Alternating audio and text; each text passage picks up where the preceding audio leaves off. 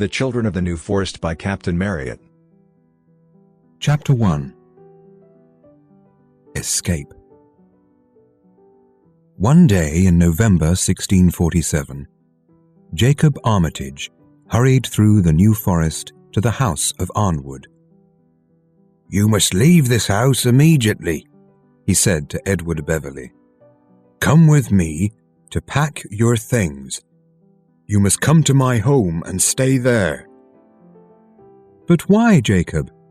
Edward asked the old man. "Why?" "The king has escaped from his prison at Hampton Court," Jacob explained. "He's riding south through the forest, and Cromwell's soldiers are searching for him. And I've just heard a group of soldiers in the forest. They were talking about Arnwood.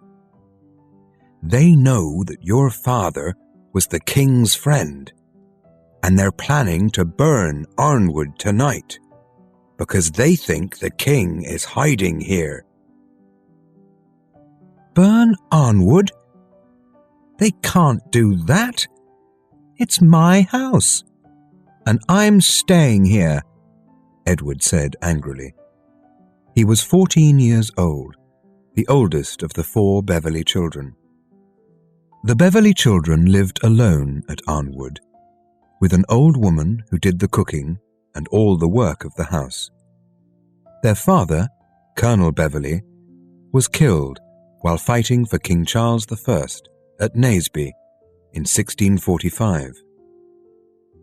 Before he left home, he asked Jacob, a poor forester who lived near Arnwood, to look after his family. Jacob knew the family well and was happy to do this. And when the children's mother died a few months later, Jacob came every day to visit the children and to help them. "My dear boy," Jacob said, "remember your sisters and brother. The soldiers will shoot them, or burn them in the house. No, you must all come with me." In the end, Edward agreed. He and his brother, Humphrey, who was 12, packed their things. Then they put them on Jacob's horse, White Billy, who was waiting outside.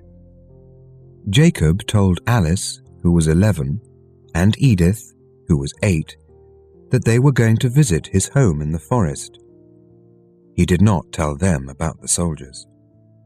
"Edward, here is my key," said Jacob quietly. "Lock the door of the house and take my gun from the wall.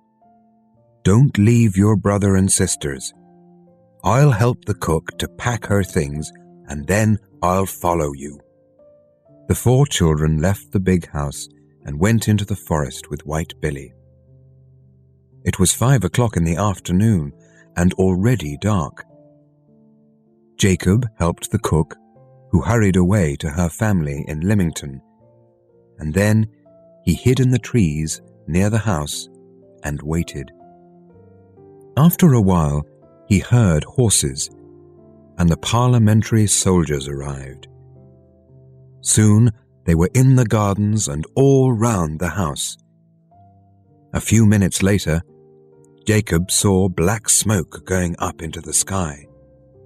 Then he saw flames at the windows. Arnwood was burning. "It is done," thought Jacob, and he hurried away into the forest. In half an hour, he arrived at his cottage. He looked back and saw the flames of Arnwood shooting higher and higher above the trees. When he knocked on his door, Edward opened it and came out with Smoker, Jacob's big dog. "My sisters are asleep in bed," Edward told Jacob. Then Edward saw the flames of Arnwood and the angry red light between the trees, and he was silent. "I told you," Jacob said. "The soldiers didn't look for you in the house before they burnt it." "Arnwood is my house," said Edward angrily. "And when I'm a man, I'll fight Cromwell's soldiers for this." "Perhaps you will," Jacob said quietly. "But let's go inside now. It's a cold night."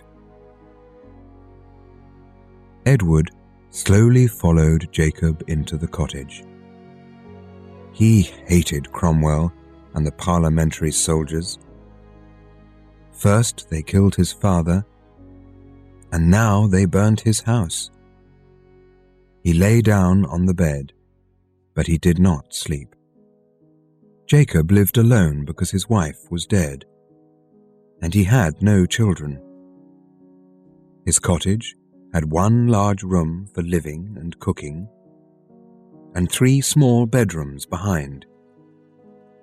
Outside, there were a few chickens and pigs in one field, and some old fruit trees in another field. The next morning, Jacob began to teach the children how to cook and to clean the cottage. It was all new work to them, because rich children, like the Beverleys, never cooked or worked in the house. "You must stay inside today," Jacob told them, "because the soldiers are still searching the forest. Let's get some dinner ready. We can all help. Edward, will you go and get some water from the river?" The children enjoyed cooking their first meal. They washed some potatoes and cut some meat and vegetables into pieces. Then they put them with some water in a pot on the fire. Little Edith put plates and knives on the table.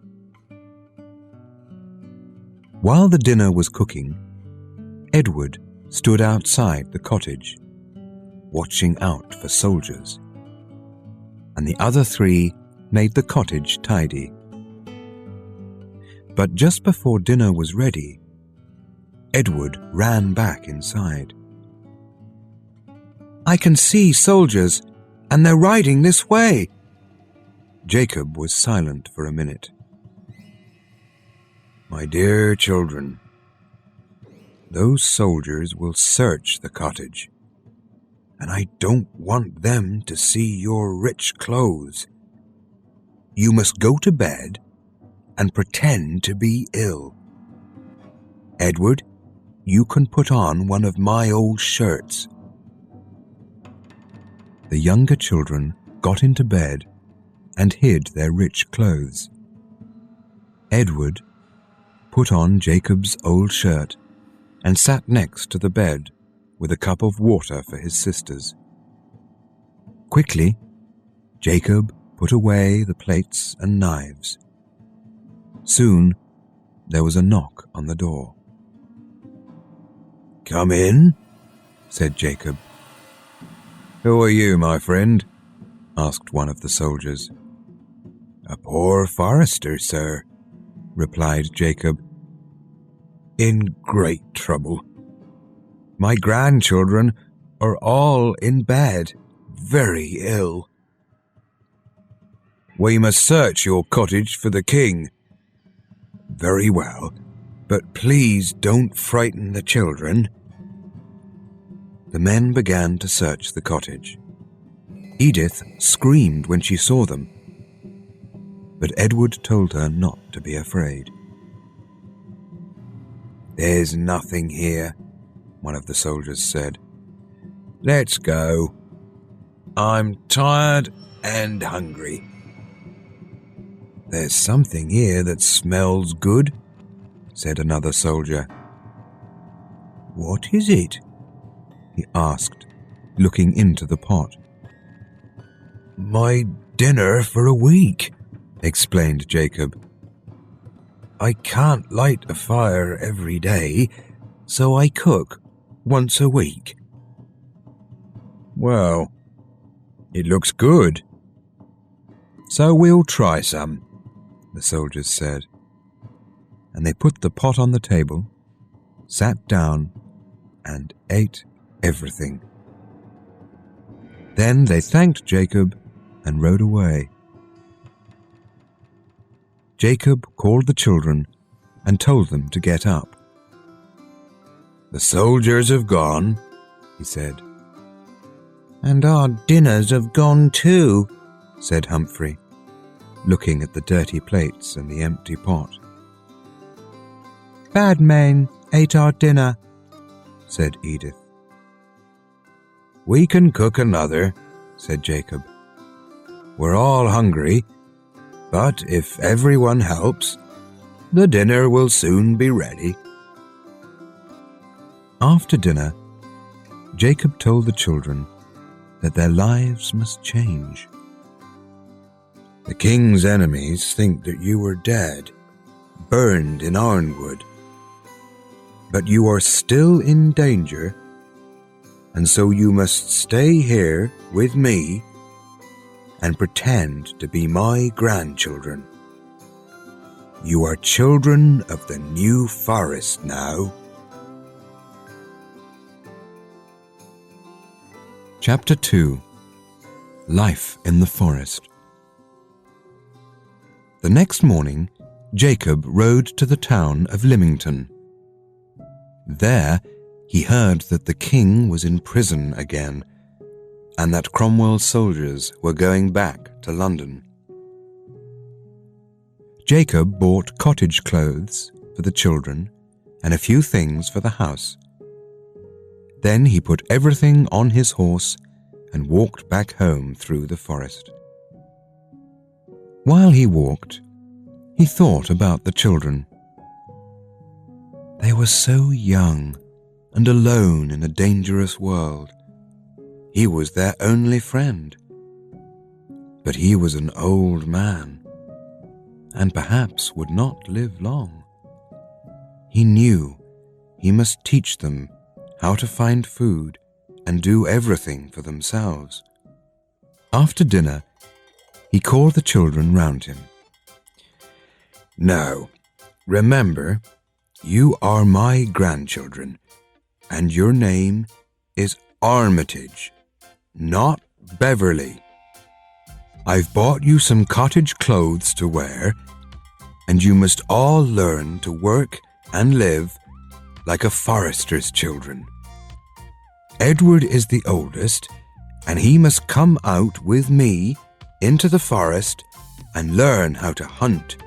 Then we'll have meat to eat every day. Humphrey, you must look after the horse and the pigs and bring water from the river every day. Alice, dear, you must light the fire, clean the house, and wash the clothes. And you and Humphrey will both learn how to cook. And little Edith will look after the chickens and look for the eggs every morning. Will you, Edith?" "Yes," said Edith. "I liked the chickens at Arnwood."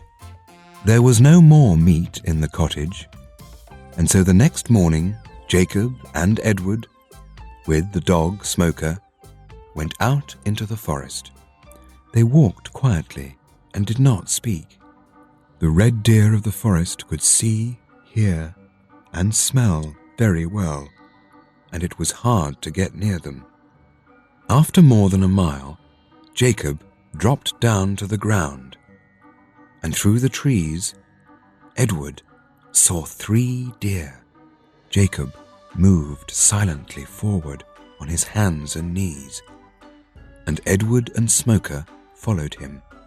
Slowly, they got nearer, but then, suddenly the deer, who were quietly eating grass, put up their heads and walked away. Jacob turned. "You see, Edward, hunting is slow work. Now we must go through the woods around the other side of the deer and try again." "What frightened them, do you think?" asked Edward. "When you were following me, I think you put your knee on a piece of stick and it broke." "Yes, but that made only a little noise." "Only a little noise will frighten a red deer," said Jacob kindly. "But these mistakes can happen to anyone, and you will learn. Now, not a word, and not a sound." In half an hour, they found the deer again, and again Jacob dropped down to the ground and moved forward without a sound. At last, he lifted his gun and shot one of the deer behind the shoulder. The deer dropped to its knees and fell dead, and the other deer ran away. "This is a fine deer, and the meat will be good," said Jacob. "We're about 5 miles from the cottage, Edward, but Smoker will take you home, and you can come back with White Billy. He must carry the meat home for us." It was a good beginning to their new life, and the next day Jacob rode to Lymington to sell some of the meat. With the money, he bought things for the vegetable garden, a big bag of oatmeal for the winter, and a gun for Edward. That winter was long and cold, and they stayed in the cottage most of the time. Alice learned how to cook and to mend clothes. Edith learned to read and write, and to make oatmeal bread and cook it on the stones by the fire. Humphrey was clever with his hands and learned how to make things out of wood. Edward learned how to shoot and to look after his gun. They were all busy and happy, but Edward sometimes felt angry. He kept his father's sword by his bed and often cleaned it. He hated Cromwell and his soldiers, and he wanted to fight for the king. In the month of May, the leaves came out and the forest began to look green again. "And now, Edward," said Jacob one day, "we need more meat, both to eat and to sell. So let's get our guns and go out. You can shoot first." They walked 4 or 5 miles before they saw a deer. "Stay here while I go through the trees with Smoker," said Jacob quietly. "Then I'll stand up and the deer will run towards you. Remember, shoot it behind the shoulder." Edward waited quietly, and after a time the deer ran out of the trees in front of him. He lifted his gun, shot the deer behind the shoulder, and it fell to the ground. "Well done," said Jacob when he came back. "You killed your first deer, and it's a fine one too. Soon I shall leave the hunting to you and put my gun up on the wall." The spring was a busy time for everyone at the cottage. In the field, they planted potatoes and lots of different vegetables. Little Edith was busy with her chickens, and Humphrey built a chicken house and a house for the pigs. Jacob sold some of the deer meat and bought a little cart. White Billy was not very happy about this at first, but he soon learned to pull the cart behind him, and it was a great help with all the farm work. Humphrey loved the work on the farm. He was always making plans to do new things, and he was now very clever at building things out of wood. It was hard work. First, he had to cut down a tree and then cut the wood into pieces for building. One day, he began to build a cow house. "We need a cow to give us milk," he said to the others. I'm going to catch one of the forest cows." Edward laughed, but Jacob said, "The forest cows are very wild and can be dangerous. You must be careful." June arrived, and they began to cut the long grass to keep for food for the animals in winter. The girls helped too, and White Billy was busy every day pulling home the new cart full of summer grass. Humphrey did not forget about his cow. He finished building the cowhouse and began to spend an hour or more every day out in the forest. He was watching the wild cows. Early one morning, he came running home. "Jacob! Edward! Come with me! Bring Smoker too!" "Why, what's the matter?" "I've found a cow. She's left the other cows because of her newborn calf. So she's alone, and we can catch her." "But how?" asked Edward. "I'll tell you later. I must get White Billy and the cart." Jacob and Edward followed him, and soon they were driving the cart through the forest. "Smoker will jump up at the cow," explained Humphrey, "and keep her away from us while we put the calf in the cart. When we drive away, the cow will follow her baby." The cow was lying near her calf, but when she saw them, she got up and shook her head angrily from side to side. "Go, Smoker, go!" Jacob called to his dog, and Smoker jumped at the cow, driving her back into the trees, away from her calf. Edward and Humphrey quickly lifted the calf into the cart and got in themselves. Then Jacob hurried back and got in too. "Drive off, Humphrey," he said. "I'll call Smoker now, and the cow will follow us. Here, Smoker, here." Smoker came running out of the trees at once. The cow followed and ran wildly after the cart, calling loudly to her calf. Before long, they were back at the cottage. "There's Alice and Edith running out," cried Jacob. "Go back inside, Alice. The cow is dangerous." Humphrey drove the cart into the field. Smoker kept the cow away while they carried the calf into the cowhouse. Then they left, and the cow followed its calf inside. "There," said Humphrey. "Let's leave her with the calf. Tomorrow, I'll cut some grass for her." Every day for a fortnight, Humphrey brought grass to the cow, and every day she was a little quieter. After a month, Humphrey began to take milk from the cow. "I've learned how to shoot deer," said Edward.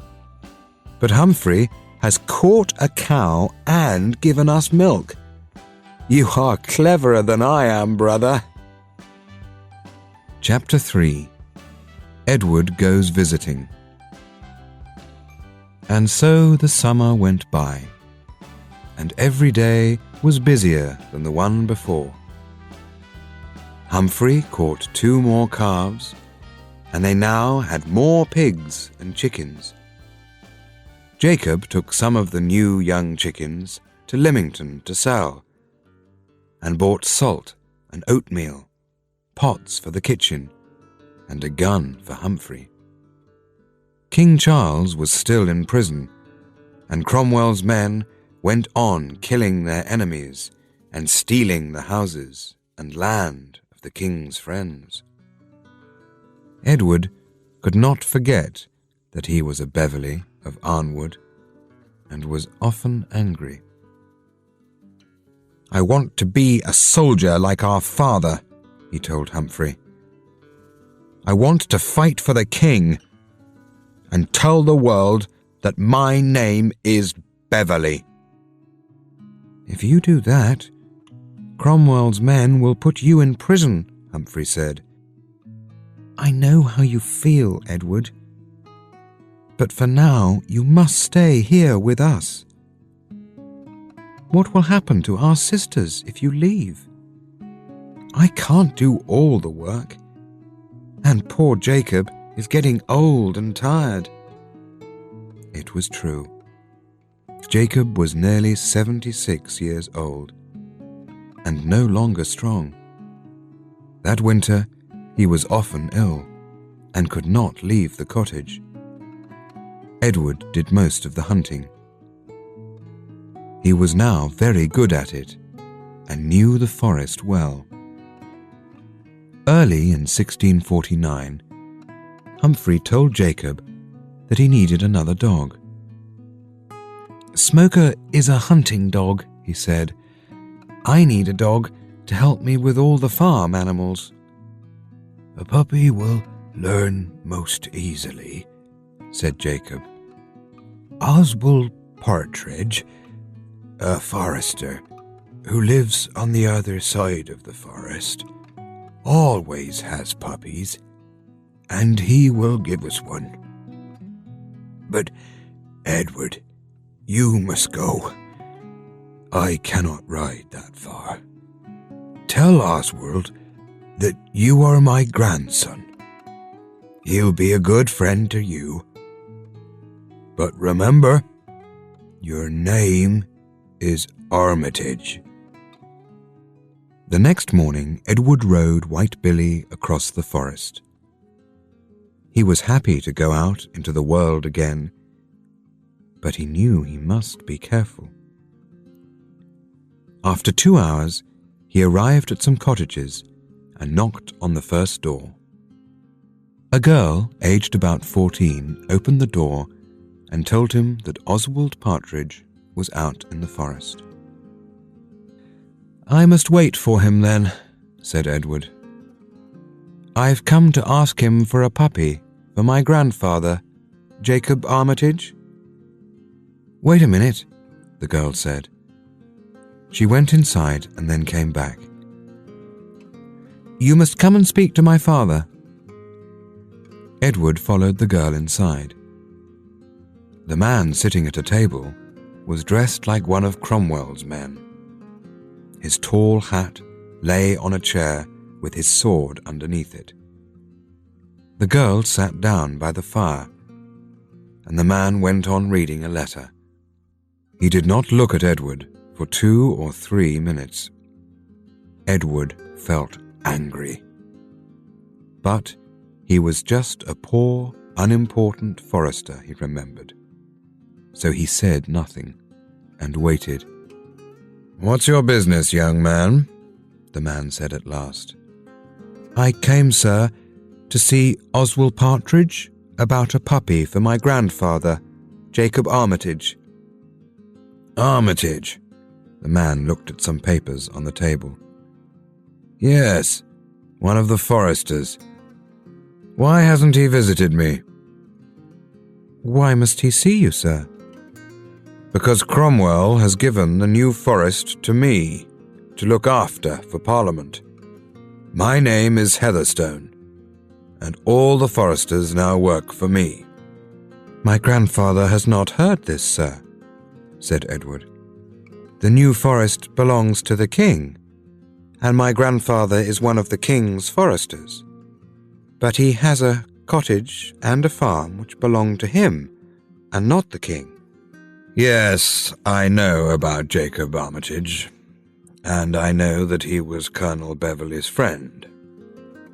The colonel was a brave man, it's true, but he fought for the king, and so was an enemy of Parliament. Tell me, were you a friend of the Beverley family?" "When I was a child, I lived at Arnwood with the Beverley children." "And where were you when the soldiers burned Arnwood?" "I was at my grandfather's cottage," replied Edward, his eyes wild with anger. I can understand why you feel angry about that. Mr. Heatherstone shook his head slowly. Those soldiers did a terrible, terrible thing, he said quietly. Then he looked up at Edward again. But you must understand, young man, that your grandfather can no longer work as a forester. I cannot give work to people who are friends of the king. The forest deer now belong to Cromwell, and if you shoot any deer, you will go to prison for it. Sir, Edward said quietly, the king himself is in prison, and so he cannot pay his foresters. If they kill the deer, it is because they must have food to eat. I am sure the king will understand that his people must live. Well, well, those are brave words. But you will still go to prison if we catch you.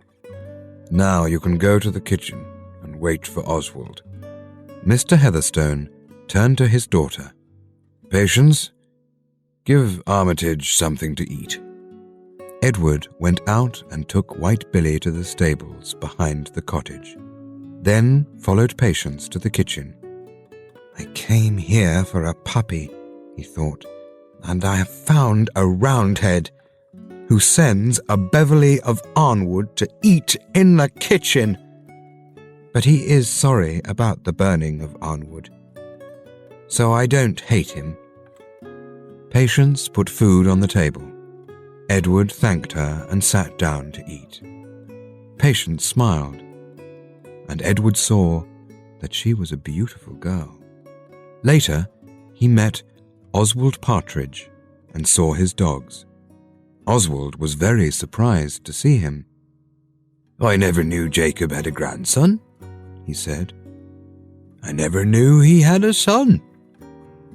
Are you on the king's side, like Jacob? To the death, replied Edward, when the time comes. Ah, then you can have one of my puppies, Oswald said. He told Edward a bit about Mr. Heatherstone. He's one of Cromwell's good friends, they say. But he's not a bad man. There are much worse than him. I've kept my job, but many haven't. We must all be careful these days. It was now late, so Edward stayed the night in a room above the stables. There was no bed and no door, and Edward could not sleep because he was so cold. Soon he got up and began to walk around outside to get warm. There was a light upstairs at one of the windows of the Heatherstones' cottage, which was strangely bright. Edward watched it. He saw someone moving in the room, and suddenly he saw flames. The room was burning. Fire! Fire! He shouted. He ran back to the stables and found a ladder. Then he quickly climbed up it to the window, broke the glass, and got into the room. There was smoke everywhere, and he fell over a body on the floor. Quickly, he lifted the body and moved back to the window. The flames were now running along the floor, getting higher and higher. With the body in his arms, he got out onto the ladder, but the flames caught his shirt, burning his arm. He climbed down and carried the body into the stables. There he saw that it was Patience Heatherstone. Edward ran outside again and saw that other people were coming with buckets of water. There was a lot of shouting, and Edward was soon up the ladder again, while others carried buckets of water up to him. In the crowd below, Mr. Heatherstone was trying to get near the ladder. Save her! he cried. "My daughter's up there! She'll burn to death!" At the top of the ladder, Edward did not hear his cries, but a voice came from the crowd. "There were 4 burned at Arnwood." Mr. Heatherstone fell down, his face white, and some men carried him into another cottage. At last, the fire was put out, and Edward came down the ladder. He called Oswald, and they went to the stables. Patience was still lying on the floor, but her eyes were now open. She was alive. They gave her some water and carried her to Oswald's cottage. Then Edward said quietly to Oswald, "I shall ride home now at once. Come and visit Jacob soon, if you can. He's not been well all this winter. But Mr. Heatherstone will want to thank you for saving his daughter's life," said Oswald. "I don't want Mr. Heatherstone's thanks. I want nothing from the king's enemy," said Edward. He rode home with Humphrey's puppy inside his coat. His arm was badly burned, and it was a long time before it was better. Chapter 4. Secretary to Mr. Heatherstone. When Edward arrived back at the cottage, Humphrey came out to meet him, and his face was unhappy. "Oh, Edward, Jacob is very ill. The girls are with him now. We think he's dying." Edward hurried inside, and the 4 children stayed by Jacob's bedside all that day. In the evening, Jacob spoke to them all very lovingly, one by one. Those were his last words, and a little later, he died. The children cried for a long time, because they dearly loved the good old man. The next morning, they buried him under an oak tree behind the cottage, and they planted wild flowers above his body. "We have lost a good friend," said Edward. "He saved us from the flames of Arnwood, and he has looked after us since then in his cottage. We must now look after ourselves and try to be happy together." 6 weeks went by, and then Oswald Partridge came to visit them. "How is the old man?" was his first question. "We buried him 6 weeks ago," replied Edward. "I'm sorry to hear it," said the forester. "He was a good man. And how is your arm?" "Nearly well," said Edward. "Now, sit down, Oswald. Tell me, why didn't you visit us sooner?" "In a word, murder. These terrible Roundheads have killed the king."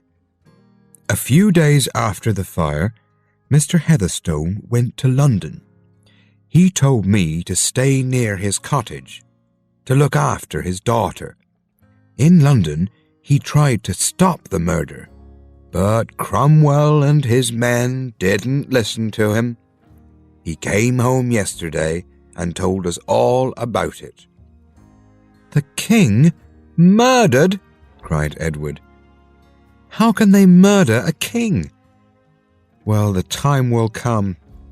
If I cannot fight for the king, one day I shall fight against his murderers." Oswald stayed to eat dinner at the cottage, and was very friendly with them all. He stayed the night, and the next day Edward decided to tell him their secret. "Colonel Beverley's children?" said Oswald. "Well, this is happy news. And it's true, Edward, that you don't look like a forester's son. Mr. Heatherstone thinks that too. He has asked me lots of questions about you, and he says that he will visit you himself to thank you for saving his daughter's life. But I'll keep your secret, and I shall be happy to help the Colonel's children." "Then can you tell me how much to pay for oatmeal and salt?" said Edward. "And who will buy deer meat and pay well for it? You see," he went on, "now that Jacob is dead, I must go to Lymington myself to do these things." Oswald told him the names of men who would buy deer meat and ask no questions. "But be careful, Edward. Mr. Heatherstone would like to help you because you saved his daughter's life. But he cannot save you from the soldiers if they catch you killing the forest deer." During that summer, Edward and Humphrey went hunting together when they needed meat. They kept a careful watch for strangers, but they knew the forest well now, and could move as silently and as cleverly as the deer. Humphrey's farm was getting bigger all the time, with the vegetable gardens, and the chickens, and cows, and pigs. It was hard work for them all. But the children never went hungry, thanks to Jacob Armitage's teaching. One day, Humphrey was out in the forest, getting food for the pigs, and he found a Spanish gypsy boy lying on the ground. The boy was nearly dead from hunger and thirst, and Humphrey carried him back to the cottage. Alice and Edith looked after him, and when he was well again, they asked him to stay and work on the farm. The boy's name was Pablo, and he was about 15 years old. His English was not very good, and he had no friends, no family. He was happy to stay at the cottage. "Lost in the forest, no food, no water, nearly dead," he explained. "You saved my life. Happy to work for you. Happy to have food and bed. Happy to have new friends." It was nearly winter when Mr. Heatherstone, with his daughter Patience, came to the cottage. At first, Alice and Edith were afraid when they saw his tall hat. But he spoke kindly to them all, and Patience took Edward's hand and thanked him again and again for saving her life.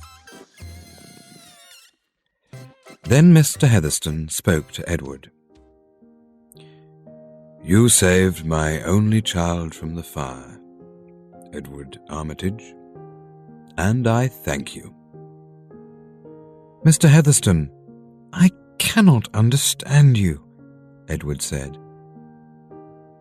"You are a good man, but you are a friend of Cromwell, who has murdered the king."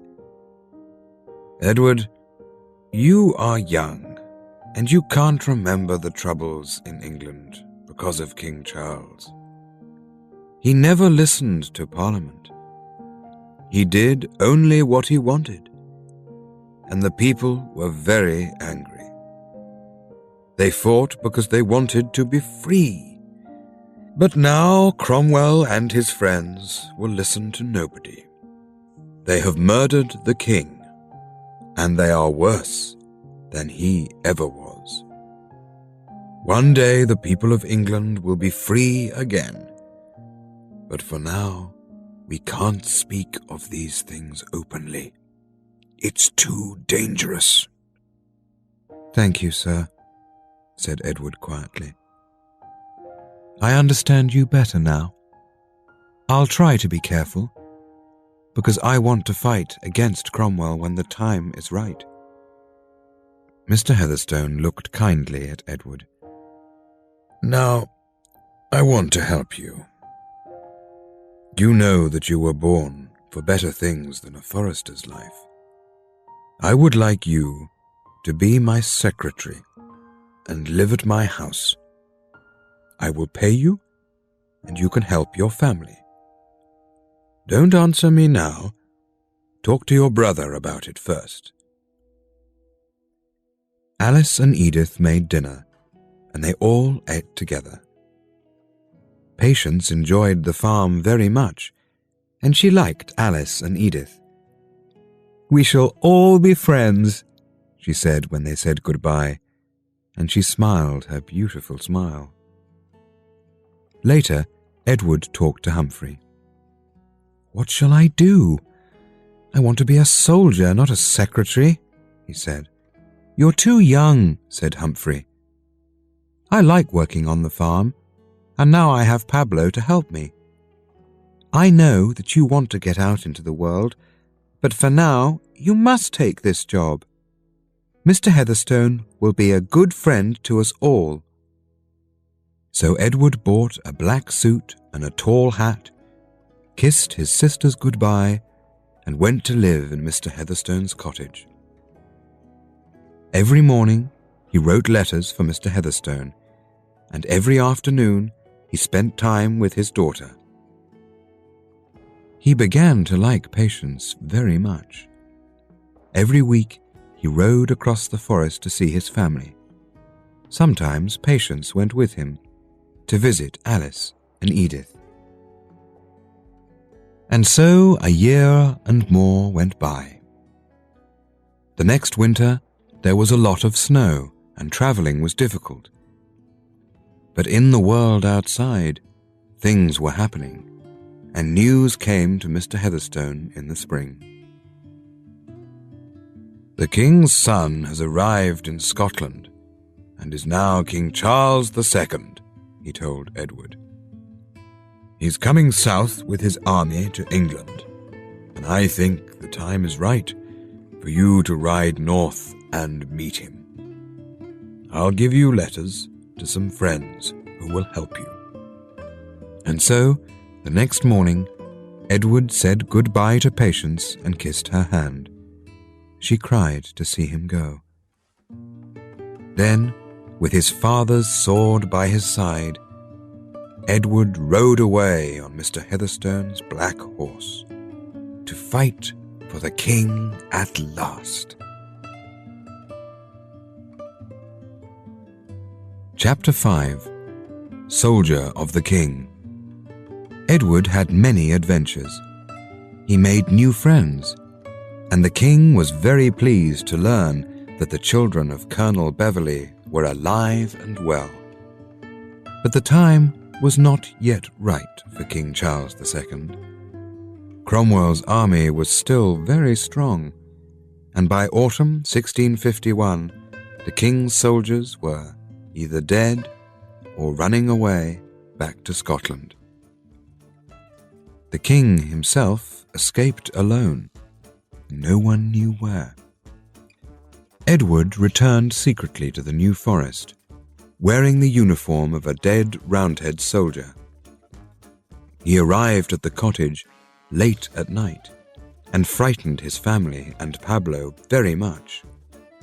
Then they heard his voice, and in a minute Edward was in the arms of his brother and sisters. Early the next morning, Edward rode across the forest to see Mr. Heatherstone, who was very pleased to see him. He listened to Edward's news, then said, "So, we must wait a while longer before we see a new king, and we must still pretend to be Cromwell's friends. We'll say that you went to fight for Cromwell. It was clever of you to come back in a Roundhead's uniform. That will help to keep both of us out of danger." For some days, Cromwell's men searched the forest for the king. Then came news that the king was now in France, and at last the soldiers left the forest. Edward returned to his job of secretary to Mr. Heatherstone. Patience was very pleased to see him again, but Edward felt uncomfortable. He now wanted to tell Patience that he loved her, and he wanted to tell her father the secret of his name. But he was still a young man, and he did not know how to do either of these things. One evening, he found himself alone in the garden with Patience. For a while, they talked of his adventures with the king. Then Edward said, "While I was away, I was always thinking of you.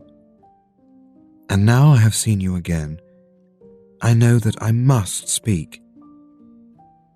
I love you, Patience, and want to be with you always." Patience looked away. "You saved my life, and I can never forget that, Edward," she said quietly. "I know that you're my friend, and I thank you for your kind words. But I'm young, and I must talk to my father." Edward did not understand her answer. What did she mean? Did she love him, or didn't she? "Do you think that your father will say no, because I'm only a poor forester?" he began. Just then Mr. Heatherstone came out into the garden and called to them. "Edward, I was looking for you. A letter has just arrived from Parliament, look." The letter said that Parliament was giving Arnwood and its land to Mr. Heatherstone. Edward's face turned white, and for a minute he could not speak. "We'll ride across tomorrow and look at Arnwood.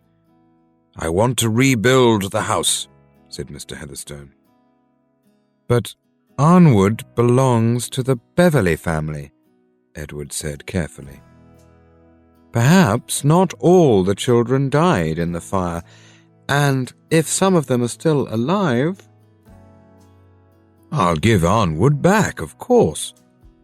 But for now, Arnwood belongs to me, and when Patience marries, it will belong to her husband."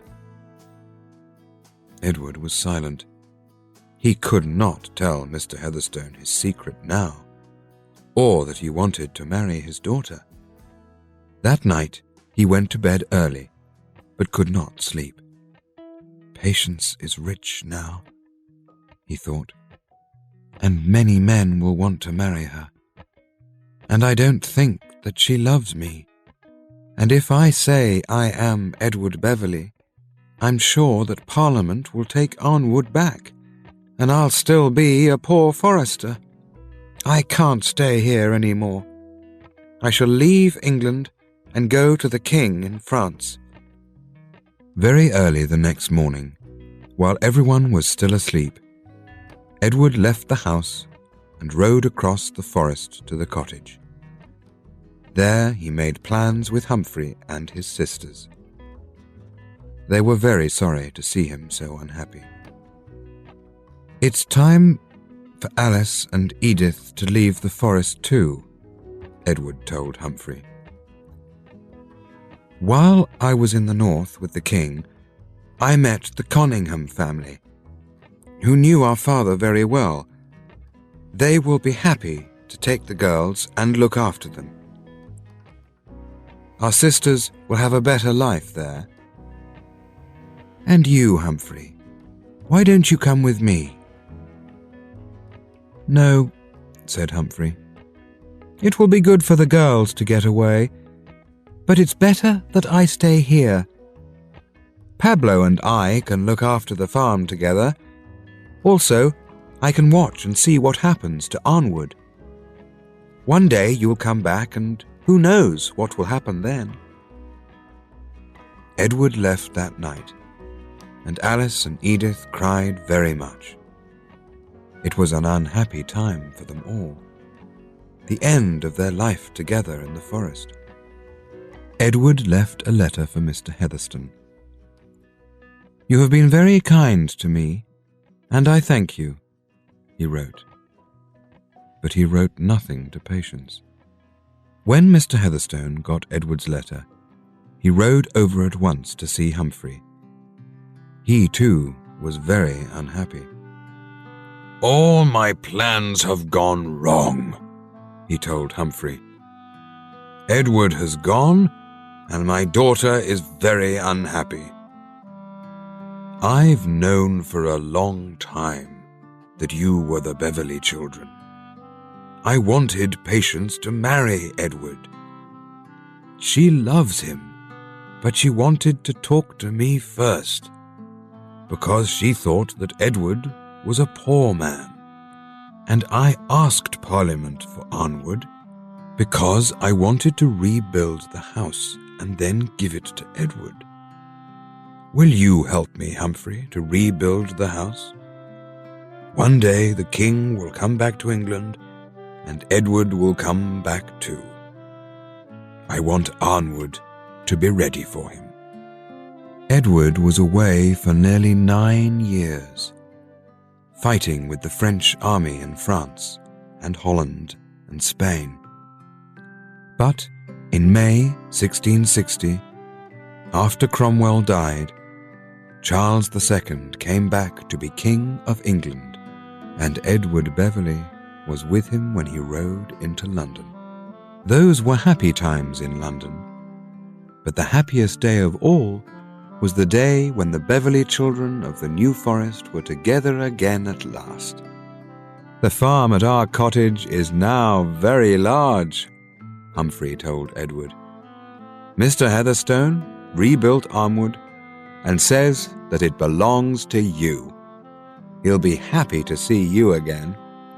"And what about Patience?" Alice asked. "Do you still love her, Edward? She's here in London, you know."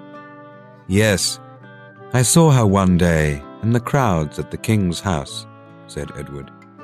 "She's more beautiful than ever. I still love her, but I'm sure that she has forgotten me." "You were very unkind to her," Edith said. "She was very unhappy when you went away, but she hasn't married anyone in these 9 years, and lots of men have asked her, so I think that she still loves you." Edith was right, and about a year later, Edward married Patience, and they lived happily together at Arnwood. Oswald Partridge came to work for Edward there. Humphrey married the daughter of a friend, bought a bigger farm, and gave Jacob Armitage's cottage to Pablo. And Alice and Edith, now beautiful young women, married soldiers of the king. And there we will say goodbye to the Beverleys.